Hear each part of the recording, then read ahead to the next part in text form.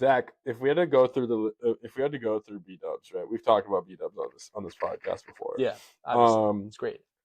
let's go through favorite sauces, preferred boneless or bone-in, and favorite, as you like to call it, chaser, which I have an argument about later. But yes, I have an argument about this in a bit. This is wild.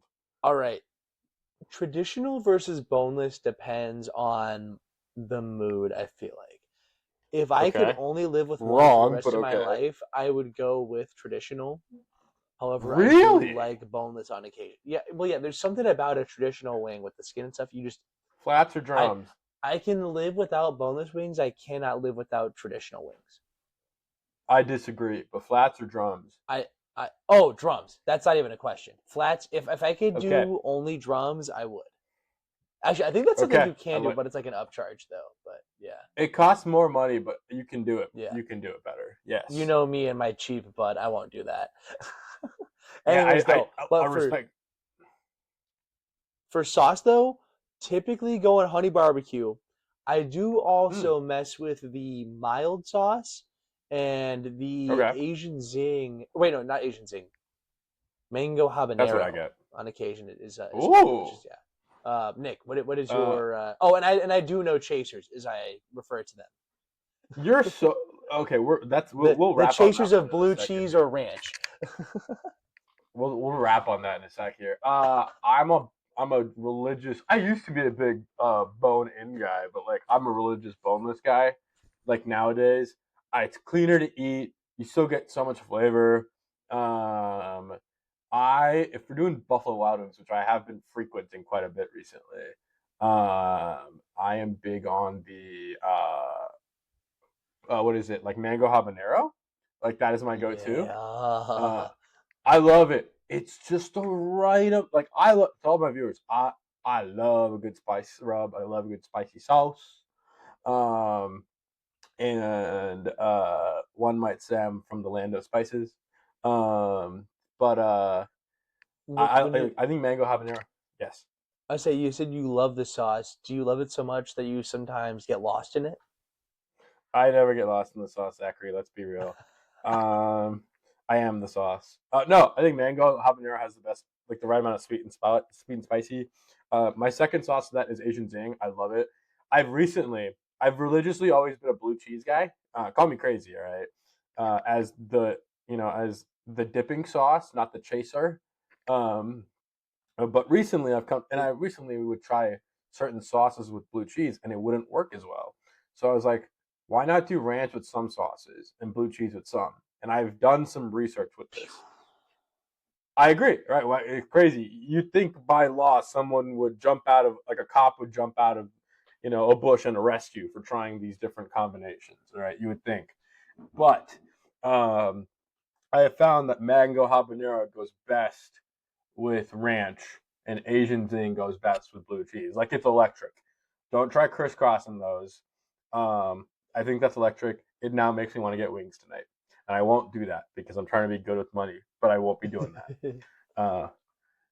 Also, folks, Zach calls blue cheese and ranch chasers like it's a shot. I couldn't think of another term for it, and it's like, it's kind of the same thing of like what you do for a chaser. No, it's kind of the same thing. This. You know what, guys?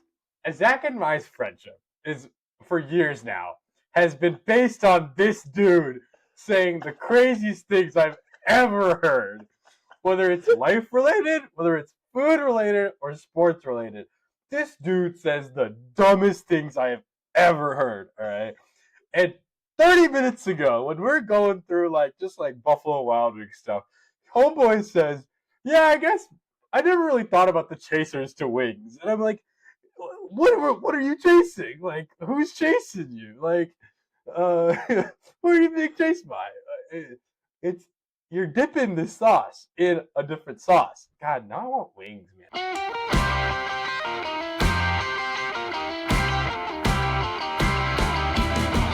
With that, folks, hey, welcome back to Boomer and Junior. It's your favorite knuckleheads. My name's Boomer. And I'm Junior. Hey, guys, welcome back. We're starting off feeling loosey-goosey, all right? We're starting off strong. Zachy boy, how the heck have you been? What's going on with you? What have you been up to? What's up, Well, brother? well, I don't know. Now I'm craving hot wings, so I'm kind of devastated Damn there. it! But Oh, Jesus. no, other than that Oh, though, doing God. good. Super Bowl party was fun. Set up some prop bets and Good. squares stuff with my friends. Did not Yeah. win at all, but it was fun though doing that, kind of hanging out for the vibes and everything. Nice. And then just got into some other fun stuff over the weekend. Who'd you Going. who'd you have winning? Who'd you have winning? So I didn't place a anything like that on like a actually. Oh no, I did actually. I had Seahawks -4.5 as a little side bet thing with a friend of mine. Hey, you So won. and they You covered, hit. and then some, They covered. and then some. Yeah. How Yeah. about you, Nick? How was your I was gonna weekend? say. Oh man, I feel like my life's been crazy the last few weeks. Oh my god, it's been wacky galore the last like 3 weeks or so. A lot of travel a few weeks ago. I did Chicago and then a bachelor trip for my buddy's Jack at work. Um, oh god, what else have I been doing? I feel like I've just been like I moved apartments and then this past weekend was the wedding of my buddy Jack's that I was a groomsman in. Shout out the Snyders. Congratulations to the happy couple. They got married Saturday. It's Wednesday now. They're already in the Philippines, off on their Oh, they're going to the honeymoon. Philippines for their honeymoon. They're Whoa. doing. You're not gonna believe this. They're doing a full like 3 week tour of Asia. It's Oh, incredible. cool. Like Jack obviously works in consulting, so he's got a bunch of points, and his fiance works as a flight attendant, or I guess wife now. Holy balls, that's crazy to say. Um, Oh my god. Anyway, yeah, congrats to the happy couple. Was so honored to be with them, to stand next to them on their special day. Got had a great time at the wedding, and then God, I think I slept till like 2 p.m. on Sunday. I'm not gonna lie to you. Sure. And then yeah, we're here. We're here now. We're hanging out. About to talk about some really good college football basketball, aren't we, Zachy? Let's go Yes, sir. through recap. Kick us off, buddy. Yeah, that wedding sounded like it went exactly according to plan, and that's unlike our first game we're going to talk about. That was at the time number 6 Gonzaga going in to play the Portland Pilots, losing on the road Pilot. 80-87 to Portland, baby. Holy cow! Biggest win in Portland history right there. Huge one for that team. Navigating to a victory, the Pilots.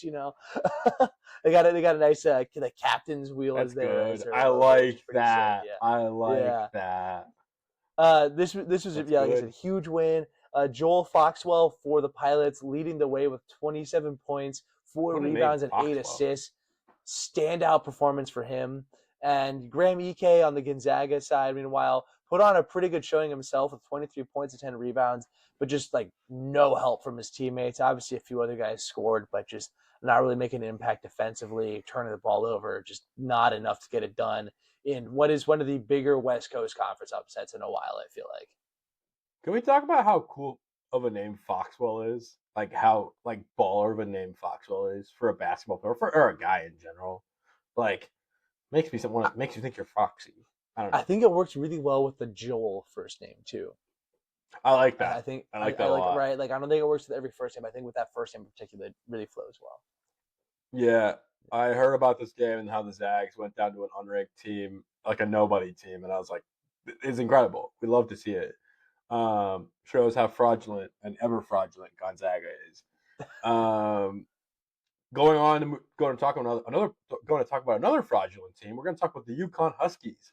Um, number 3 Yukon playing number 22 St. John's on the road, and losing 81-72. This one, as a Purdue fan, made me so happy. Also, as a Dan Hurley hater, like this made me happy.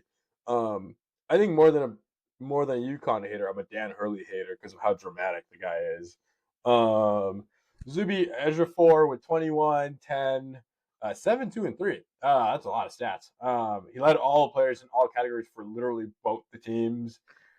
I, I'm not shocked, but I am also a little shocked. I'm not gonna lie.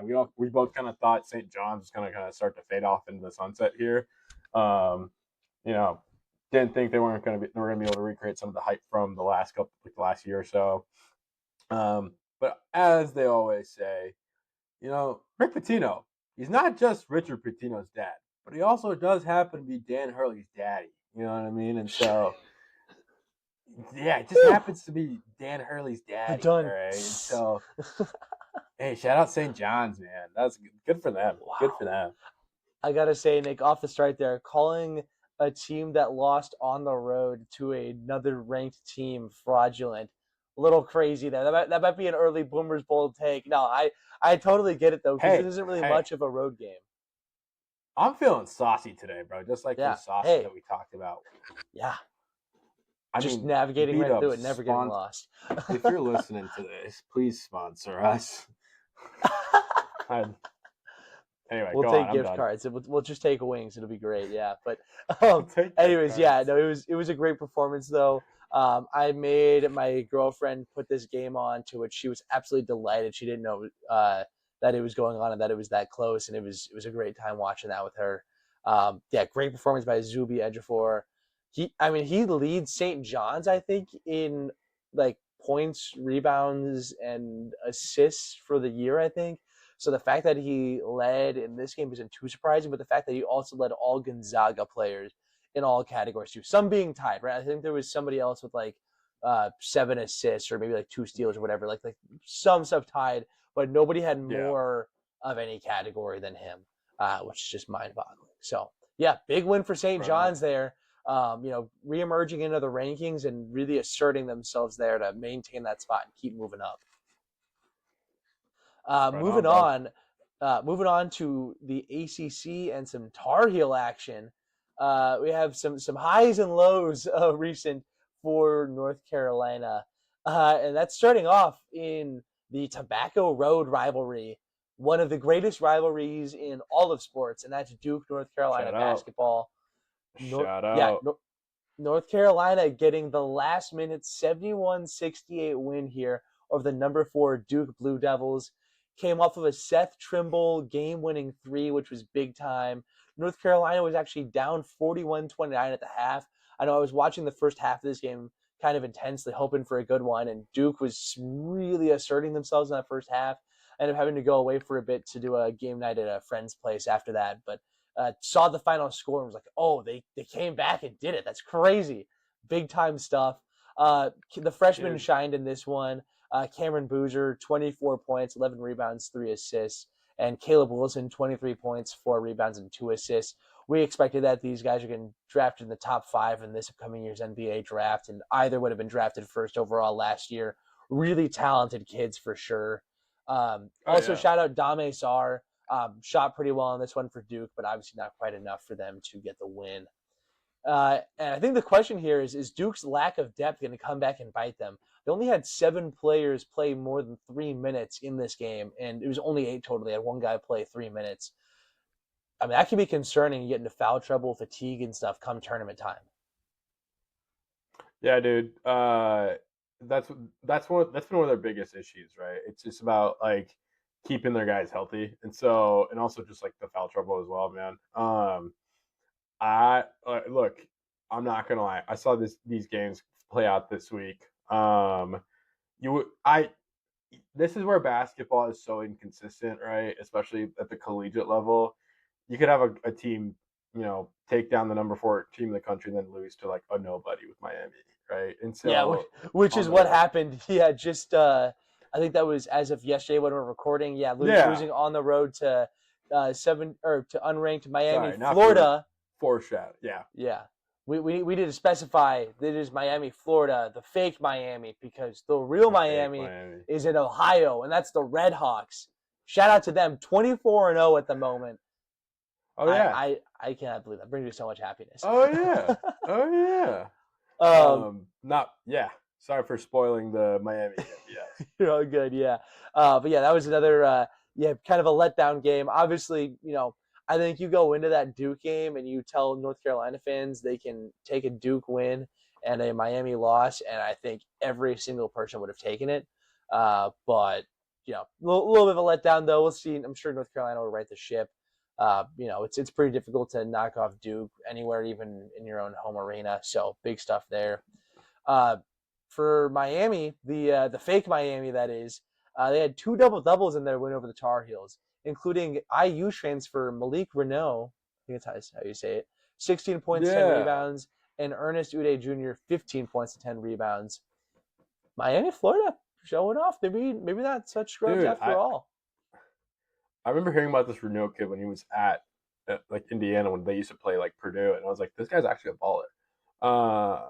I'm glad he got out of Indiana, to be fair, but good for him. Um, yeah, I think UNC's going to be a good team to look out for in March, I think, but I don't know.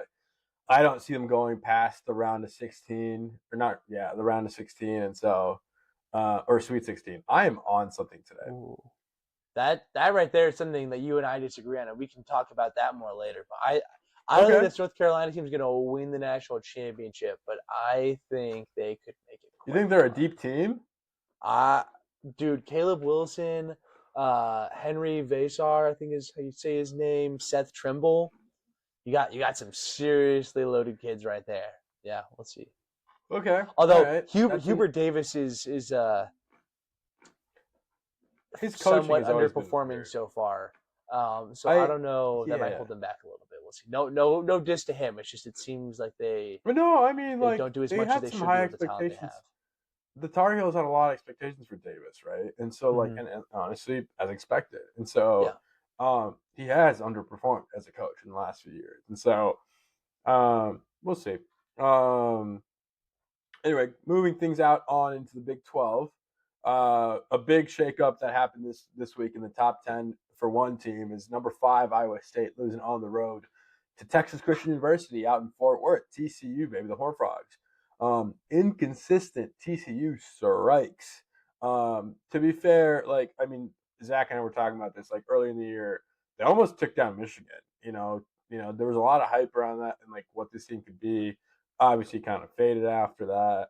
But man, going up against the top 5 team in Iowa State, a team that's looked deadly all year long on the offensive part of the court. TCU, Tanner Tolson with 17-9 off of the bench. All right. Props to guys like Iowa State's Joshua Jefferson, who had 12, 8, and 9, doing the thing. Um, I'm kind of shocked. It was like a little bit of a low scoring game. From a team like Iowa State that's been putting up buckets and numbers this year, man, like I'm a little shocked. Um, it goes to show that nothing's guaranteed really right now in college basketball and how good like the game is. This year we've talked about that, at least the quality of the basketball that's being played. But yeah, shout out the Horned Frogs, man. Shout out the local Texas team. Always gonna root for them. Yeah, this is a big one, and I won't get into it too much right now, but Iowa State has a fairly daunting schedule coming up here. And honestly, this might have been a bit of a game where they were looking ahead a bit because they've got, like, I think it's BYU, Kansas, and Houston in some order for the next 3 games, I believe. Oh So, yeah, yeah, might have been looking ahead a little here, overlooking TCU and dropping a critical road Big 12 loss. tough. Yeah. Staying in the Big 12 to one of those teams we just mentioned, another team that's struggling too is the BYU Cougars. Yeah, they lost at Oklahoma State, folks. Oklahoma State is respectfully not a very good basketball school. Lost 99-92 on the road there, and then also Oh followed it yeah, up with a 77-66 loss to Houston. That's a 4-game losing streak and losing 5 of the last 6 at the time of when I made that note. I don't know if they played Simpson or not. They did beat Baylor. Okay, yeah. So they did beat Baylor. I think that was earlier today or yesterday. So righting the ship a little bit now, but still though, losing 5 of 6 in kind of a critical stretch of the season there is definitely not good for their tournament hopes and resume. Obviously, they're turning around a bit. They're going to have some opportunities to prove themselves down the road. They play Arizona, Iowa State, we just mentioned, and I think one other ranked Big 12 squad before the end of the season. So they'll have some opportunities, but nothing seems to be able to be taken for granted for the squad. I mean, Zach, you and I talked about it, man. Something about this year and like teams consistently going on streaks of winning games, and then out of nowhere, late January, February comes around, and they just crash. Like it's like they get tripped over and they lose a bunch of games, right? And so I like for a team like BYU that looks so good to start the year, like this has got it was interesting to see. I'm worried that it's a little bit of a crash and burn type situation. Like they like I don't know how particularly good Baylor is this year, but I don't think they're like phenomenal by any means. And so get the win, but like They man, if can't they're going up even against number going up against number 1 Arizona, right? Like that's gonna be okay. Yeah, it's gonna be scary stuff. Yeah, Baylor had to add a professional basketball player to their team, a literal professional athlete, That's and they're right. still 13-11. So, Scott Drew, you Yikes. deserve this. You're a bum. You're not whole team, but that one player is a bum. Get pro athletes out of college sports. We'll talk about that more in a little bit. Yeah, we got some notes on that in a bit. Yeah. Let's talk about Boiler Ball, folks. Let's talk about Purdue this past week. Purdue had 2 games that we can talk about. Number 12, Purdue going to play Oregon on the road in Eugene. Obviously a road game, but like, wait, was this road? I think this was a home game, actually. This was a home game, I'm pretty sure. Oregon Yeah, it was a came into home West game against Lafayette. Oregon. Yeah, we got that one mixed up. But yeah, it was in West Lafayette. Um, yeah, I mean, I watched this game for the most part. At least, actually, I watched the first half, and I was like, all right, we're good. All right, no biggie. And then I find out with a minute left that they're like tie game. My thoughts of this is really just, well, Purdue won, I guess. Boilers win 68-64. They won on a last minute go ahead 3-pointer from Fletcher Lawyer with 51 seconds left. Really, there shouldn't be any guys. There should be no reason that we're keeping these games this close. There's absolutely no like. There's no. And then they did the exact same thing with Nebraska this week. I would argue on a much more horrific level. Um, yeah, it's a little foreshadowing, but like Purdue gets the win against semi. I might offend so many people here. Like mid-table Big Ten team. Let's put it that way. All right. Anyway, go Boilers get the win at home. Then they go on the road to what I'm calling the Holy Cornball Escape It's a to cornball name Nebraska. for a cornball game. Yeah. All right. Number 13, Purdue going on the road to play number 7, Nebraska, I think, in overtime. The score at the end was 80-77 at the end, after overtime. But man, Boilers escaped an almost disastrous loss versus the Cornhuskers.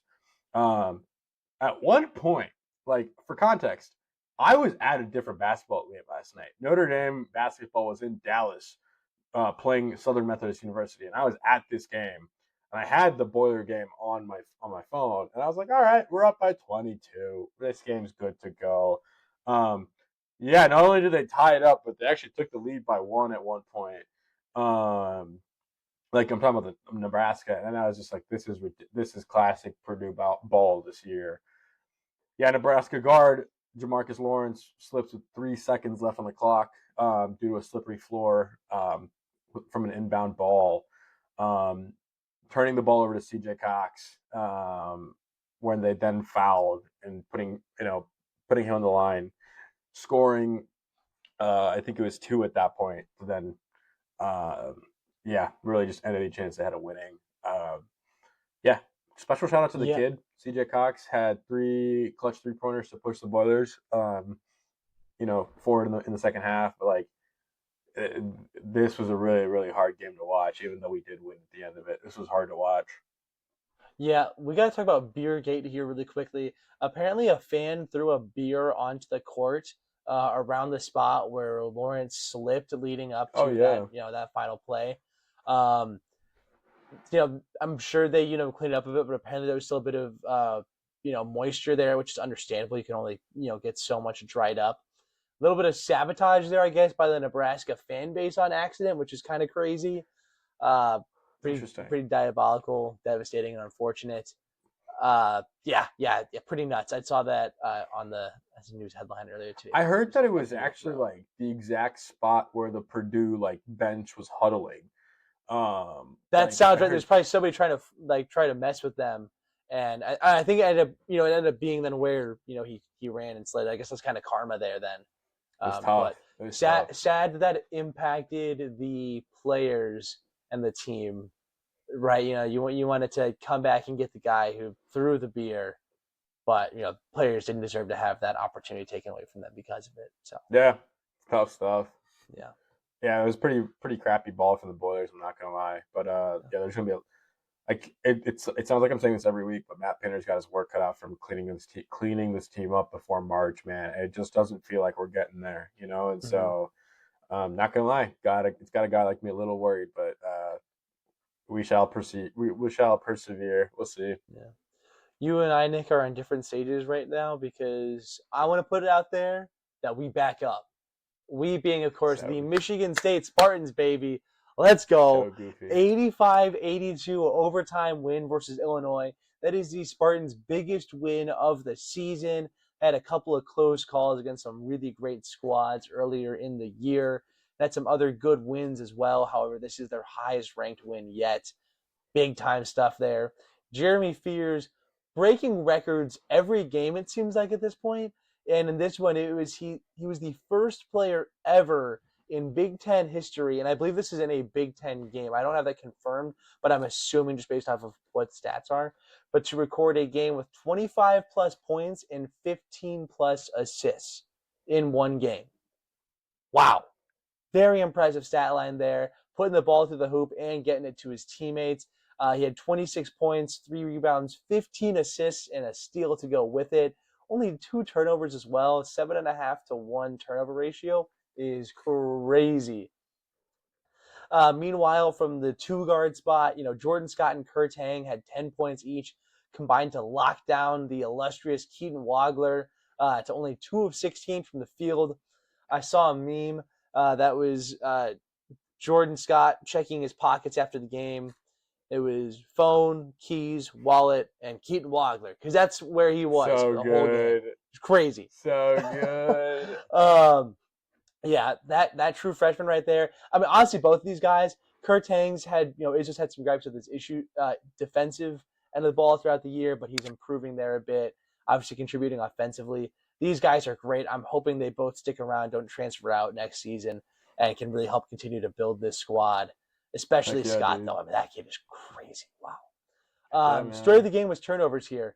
MSU out-rebounded Illinois by 10, which isn't too big of a surprise because Michigan State's one of the top rebounding teams in the country. However, Michigan State only turned it over 8 times, which is below their season average by a couple, which was big-time stuff for them. Yeah, this is big. Depth questions for Illinois, maybe. Only 7 players playing a minute or more, and 1 fouled out, another Yeah. had 4 fouls. That might be a little concerning, Nick. Yeah, I mean, these are 2 really good teams in the Big Ten, but also in the bigger scheme of college basketball. I'll be honest, man. I've watched Illinois play this year, and I don't know if I'm that worried about this team. If I'm being real with you, man, they just happen to go up against a really, really good Michigan State team this year, right? Um, don't get me wrong. They lost to a team like Alabama early in the year that, at home, that has since faded, but at the time, they were one of the best in the country. I think Illinois should, in my opinion, be a Sweet 16 appearance. Maybe I think a Sweet 16. I think Sweet 16. I don't know if I don't know if I say they go further than that, but still, yeah. I honestly think they just got outplayed this game.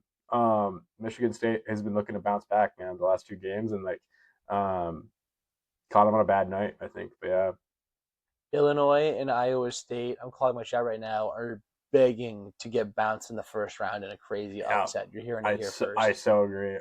I agree. I don't think it'll happen to both, but I think if I had to pick 2 teams right now, I think I would pick at least one of those 2 to have it happen to. Oh, I so agree. I think ceiling for Illinois is Sweet 16, but I also the writing is on the wall. Writing is on the wall. That's my thing. I actually see a higher ceiling for Illinois.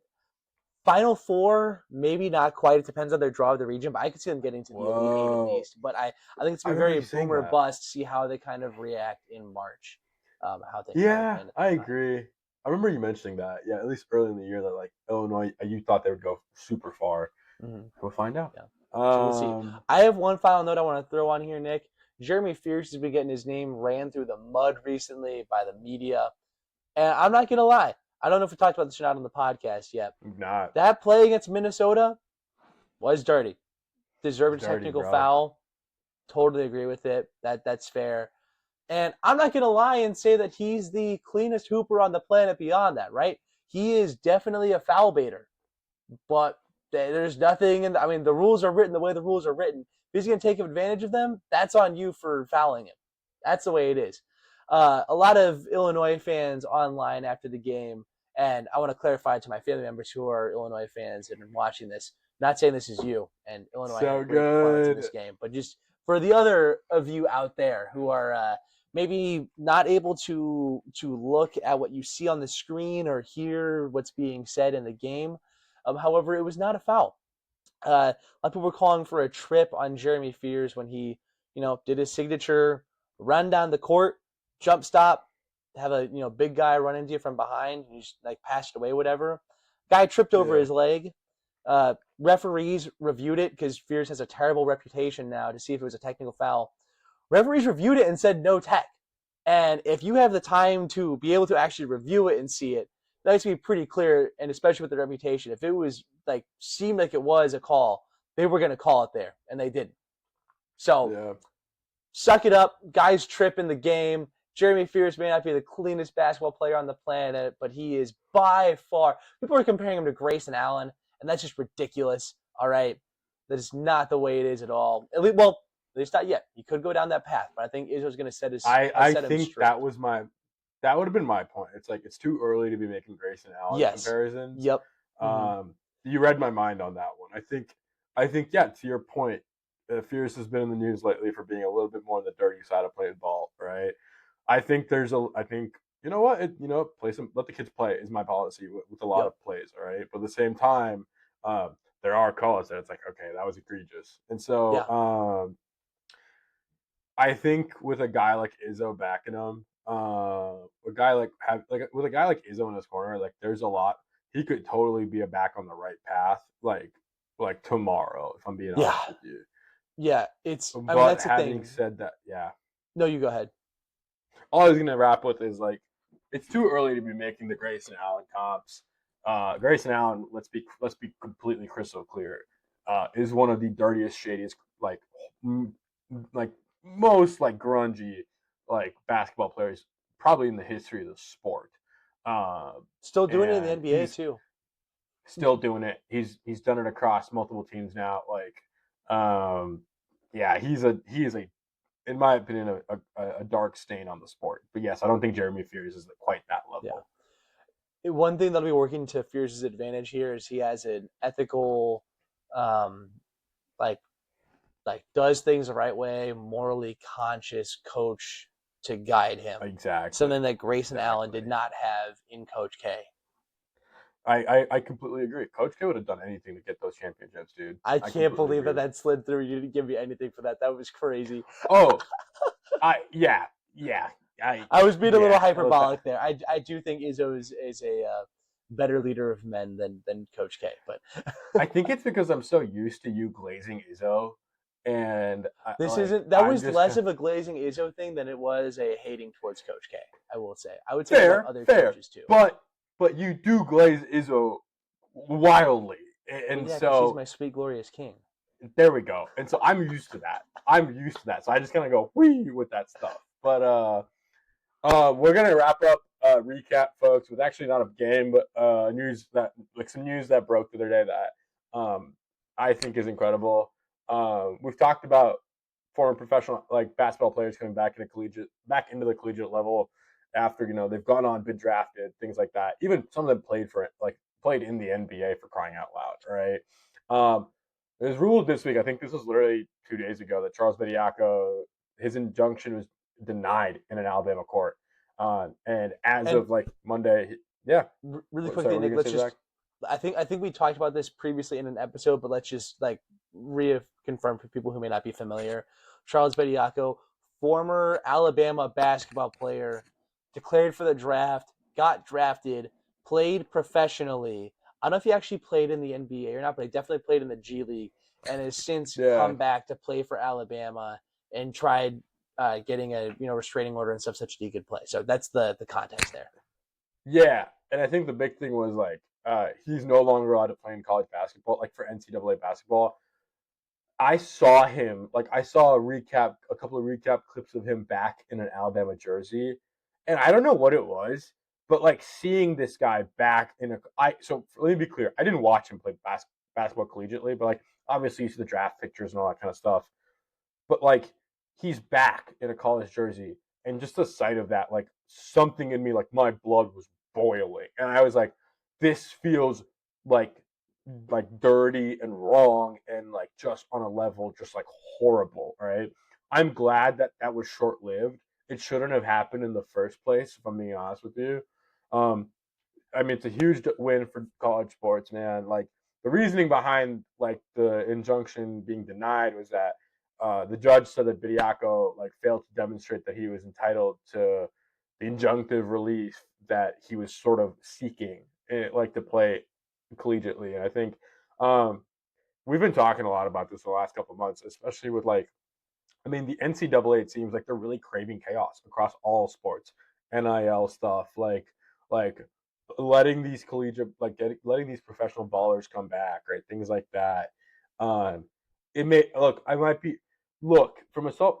Let's be clear, they're doing this for selfish reasons, all right? They want them to come back, they want to sign NIL deals, they want to make more money, all right?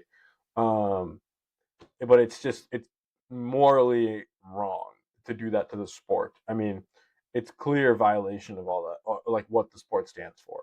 And I am done ranting.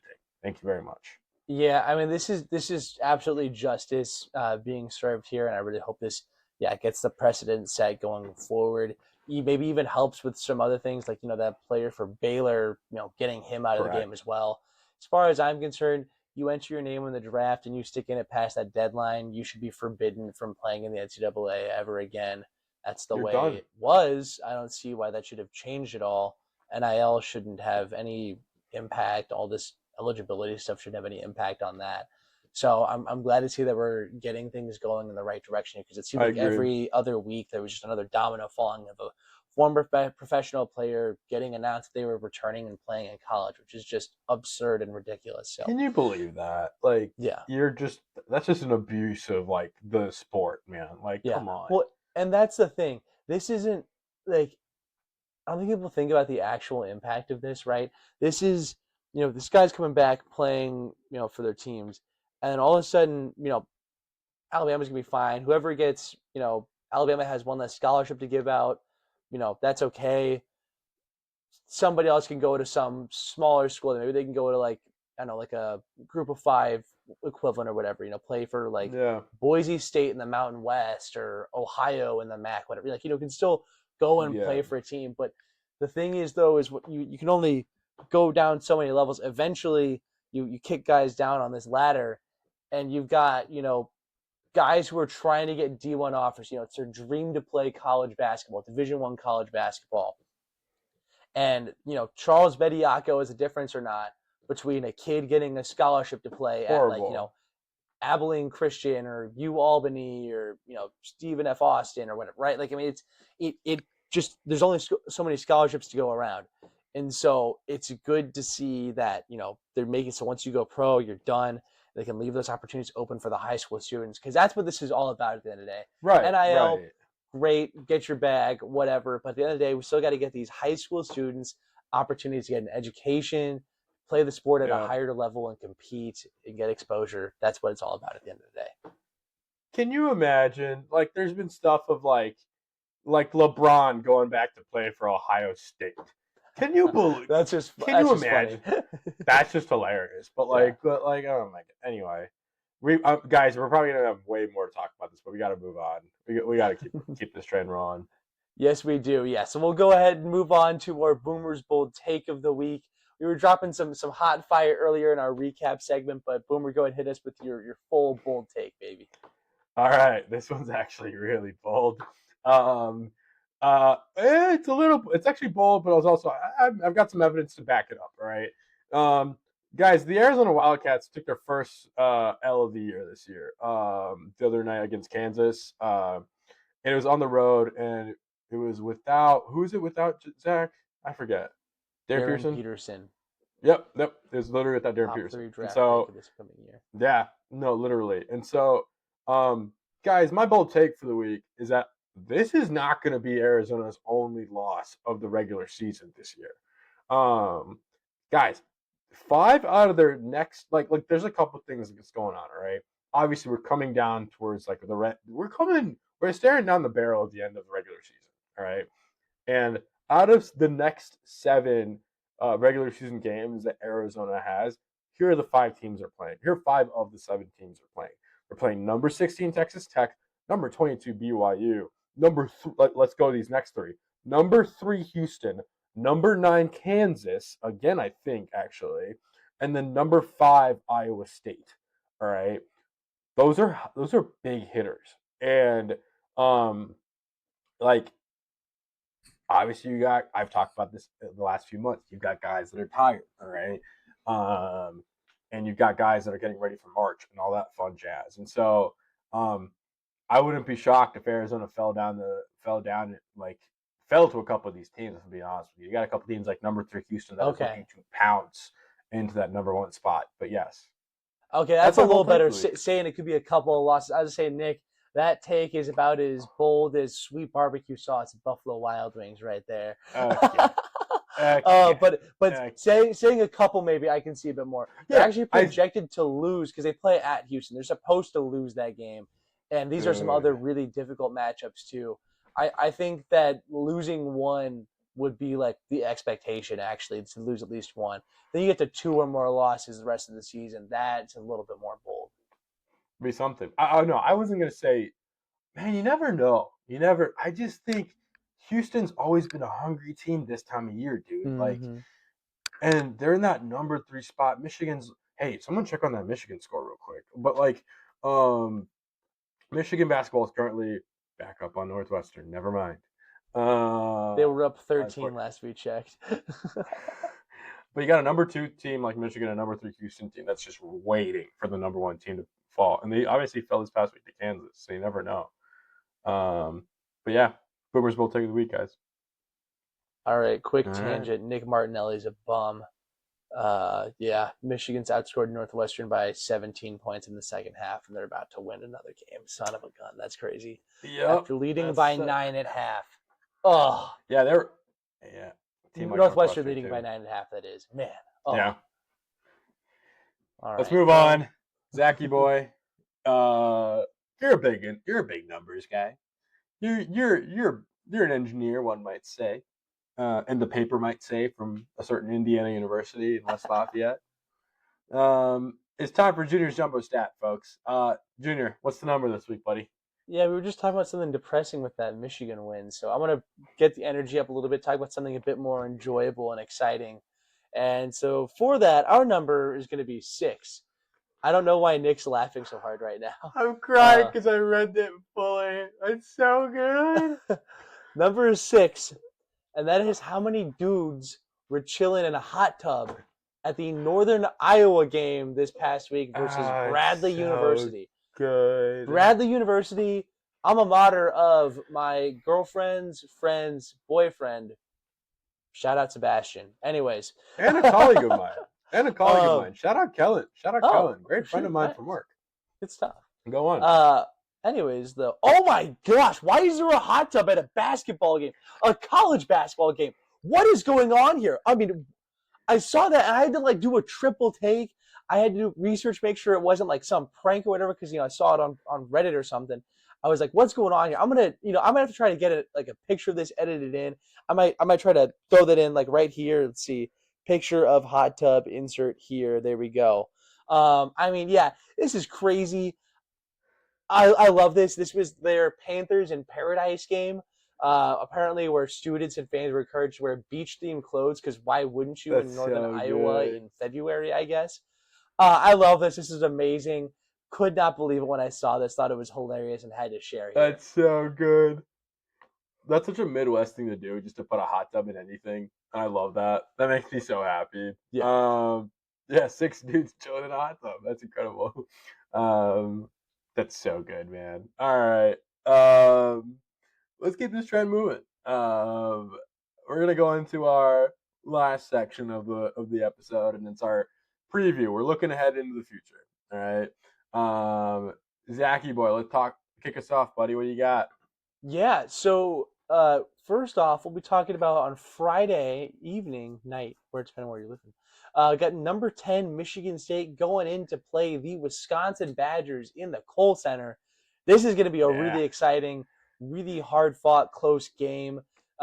Both teams hot after wins against Illinois, funny enough. Michigan State's being an overtime win at home. Wisconsin's being an overtime win on the road, crazy enough. Crazy stuff. So, yeah, both teams really feeling themselves right now. Wisconsin, really pesky team in the Big Ten. Won the Big Ten Always have tournament been. last year, just kind of like, or wait, no, runner up in the Big Ten tournament. But, still, though, Yeah. made a heck of a run, though, in that. Seems like no matter how they start the year, no matter how the year's going, they can knock off just about anyone, anywhere, anytime. They're just dangerous like that. So I think this will be a really exciting game. I would like to think that Michigan State wins this one on the road, but Wisconsin's always got these like 7-foot white dudes that can shoot threes, and if they get hot, who knows what can happen. This would be an interesting one. God forbid a white game. boy has a little sauce. God forbid a white boy has a little sauce. A white boy with a little sauce. That sounds like a time to insert yet another image from this past week, and that's of Greg Gard wearing a wig from Illinois' Jake Davis Appreciation Day. Jake Davis with the large blonde hair going on there. So hopefully I can figure out how to edit this in post-processing, show the picture here of this. But we posted a TikTok about this. Very fun stuff. That's so good. That's so good. That's so dumb. Hey, man, I think Wisconsin's a sneaky team, dude. They went into Ann Arbor and took down the number one team in the country. Were they number one at the time? They might have been number one at the time. No, they were number. Were they? I don't know if they were ever number one if it was Arizona. But regardless, undefeated though. They gave Michigan their first. That's what it was. That's for sure. Mm-hmm. They took down undefeated Michigan in Ann Arbor. All right, so like. I wouldn't be shocked if Izzo's on high alert for this game. Guys, you know what's coming up this weekend? Grab your loved one. It's Valentine's Day. And for Zach and me, we're going to be grabbing each other because our girlfriends are going to be out of town or busy.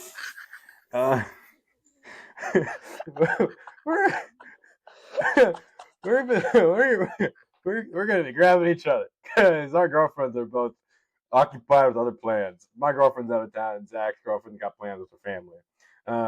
But we got a lot of Valentine's Day basketball, folks. That's where I was going with this. There's a lot of love in the air, especially with me in basketball this weekend. So here we go. What an intro. Nick's on a heater here. Wow. All right. Yeah. So anyway, moving on to a more pleasant note. Yeah, we got number 20 Clemson at number 4 Duke coming up here. Both teams took some pretty devastating losses recently. Duke's being North Carolina, as we discussed earlier, on the road there at UNC. Clemson losing just earlier today to Virginia Tech, 76-66. Yeah, I mean, both these teams should be looking for a way to bounce back and in a big way. Get their seasons turned back around, and obviously only one of them can do it. So, yeah, we'll see how they respond. And I will say this game is at Duke, at Cameron Indoor.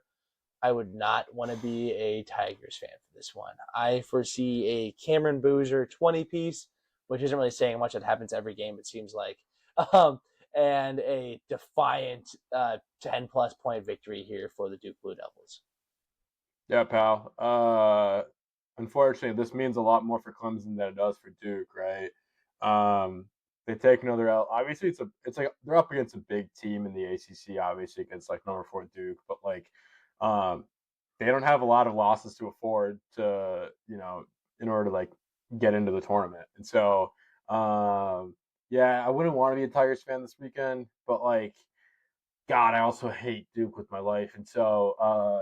I would love nothing more than an upset here. I love a good old Duke upset. Like nothing brings me joy quite like that. Even if we're past the Coach K era.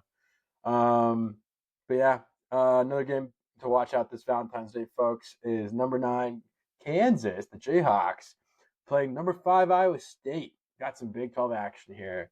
There's a lot of games to talk about here, right? Number 22 Milan Momcilovic.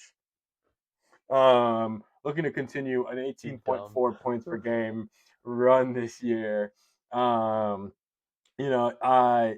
been on a tear for the Jayhawks. No, it's not the Jayhawks, sorry, for the Cyclones, and so he's going to bring all the heat that he can, especially looking to bounce back from that L they took against TCU.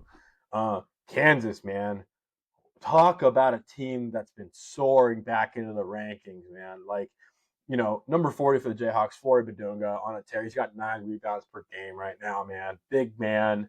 I think he's from Congo. Fun fact. Yeah, little fun fact there. But it's gonna be a fun matchup. Top 10 matchup. All right. Both these teams trying to cement that they deserve to be in the top 10.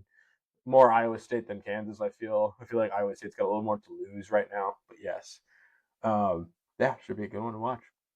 Yeah, right now, after kind of a slow start to the season, being unranked not that long ago, Kansas kind of feels inevitable right now, right? Love that. Like something about this, I just seems like the Jayhawks are bound for like just destined to win, which is kind It's of Kansas, crazy. man. And that's without Darren Peterson in that Arizona upset. Like I said, others making up for it. Flory Badunga, also one of the top shot blockers in the league. Melvin Council Jr. dishing up some assists and scoring as well. Bill Self's got this team cooking. Cooking. Yeah. Moving over to the SEC, we've got number 25 Kentucky at number 14 Florida. Kentucky's finally clicking somewhat, which is good. That's something we talked about earlier this year. It seemed like they had a lot of talent, but there was maybe like chemistry issues and stuff. Things weren't quite gelling, not living up to that potential that they had. However, they're 2-1 in their last 3 top 25 games, although they did get smoked by Vandy in that stretch. But they're also 8-1 overall in their last 9 games. Pretty solid again after somewhat rougher start to the year than they hoped for. So we'll see if they can keep that moving, momentum building and stuff as we head into March. Florida could also kind of had a slower start to the year than they hoped for, but they are surging right now. Ruben Chinyelu is one of the top players on that team, averaging 11.5 rebounds per game. Oh my goodness, 11.5 is crazy as an average. Nuts, man. He had some other big names there: Thomas Hawk, Boogie Alex Fland, and Condon. Alex Condon. Really great squad here. Honestly, this roster looks like it could be another national champion roster. Not saying it will happen, but they've got the makings though, and obviously the great, talented young head coach. This team's looking really good. I'll take the Gators and any spread you throw at me here. I think this is going to be a beatdown. Yeah. Yeah, I was gonna say, man, Kentucky's been back on the up a little bit, but at the same time, it's I don't think they've shown enough to really be a team to be scared about. And Florida's done the exact opposite. They are terrifying, tearing through teams right now. Finally found their groove after starting slow, and they're showing hey, this is why we're the national champs currently. And so, yeah, Gators, give me the Gators. Hey, it wouldn't be a Boomers podcast without talking about his Boilers, right? We got number 13 Purdue at Iowa. I thought of a song when I thought of this matchup, and the line that I'm going is, "We found love in a hopeless place, and that hopeless place happened to be the cornfields of Iowa." Bennett Sturts. You're so dumb.